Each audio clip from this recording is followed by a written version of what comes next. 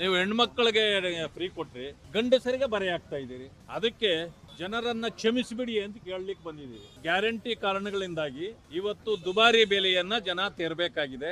ಹಾಲಿನ ದರ ಹೆಚ್ಚಿಸಿದ್ರಿ, ವಿದ್ಯುತ್ ದರ ಹೆಚ್ಚಿಸಿದ್ರಿ, ಟ್ಯಾಕ್ಸ್ಗಳನ್ನ ಎಲ್ಲದರ ಮೇಲೆ ಏರಿಸಿದ್ರಿ, ಸ್ಟ್ಯಾಂಪ್ ಡ್ಯೂಟಿಯನ್ನ ಏರಿಸಿದ್ರಿ, ರಿಜಿಸ್ಟ್ರೇಷನ್ ಫೀಸ್ಗಳನ್ನ ಹೆಚ್ಚಿಸಿದ್ರಿ. ಅಂದ್ರೆ ನೀವು ಮಾಡಿದ್ದೇನು ಅಭಿವೃದ್ಧಿ ಒಂದು ಬಿಟ್ಟು ತಲೆ ಬೋಡಿಸೋ ಕೆಲಸ ಮಾಡ್ತಾ ಇದ್ದೀರಿ.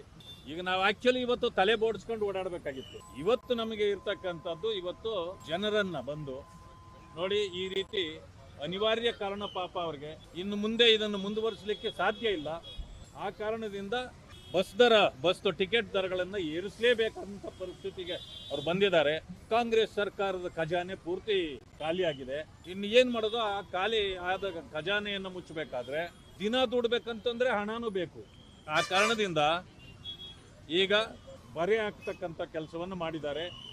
ಇದು ಮಾತ್ರ ಅಲ್ಲ, ಇನ್ನೂ ಉಳಿದಿದ್ದು ಬರೆ ಆಗ್ತಕ್ಕಂಥದ್ದು ಈ ವರ್ಷ. ಯಾಕಂದ್ರೆ ಇನ್ನು 3ನೇ ದಿನ, ಇದು ಹೊಸ ವರ್ಷ ಬಂದು 3ನೇ ದಿನಕ್ಕೆ 3 ನಾಮ ಹಾಕೋ ಕೆಲಸ ಮಾಡಿದೆ ಸರ್ಕಾರ. ಇನ್ನೂ ಬೇರೆ ಬೇರೆ ರೀತಿಯಲ್ಲಿ ನಾಮಗಳು ಹಾಕುವಂತ ಕೆಲಸ ಶುರುವಾಗುತ್ತೆ. ಅದಕ್ಕೆ ಜನ ಸಿದ್ಧರಾಗಬೇಕಾಗುತ್ತದೆ. ಬೇಜಾರು ಮಾಡ್ಕೋಬೇಡಿ, ದಯವಿಟ್ಟು ಕ್ಷಮೆ ಇರಲಿ ಅಂತ ಕೇಳಲಿಕ್ಕೆ ಬಂದಿದ್ದೀವಿ.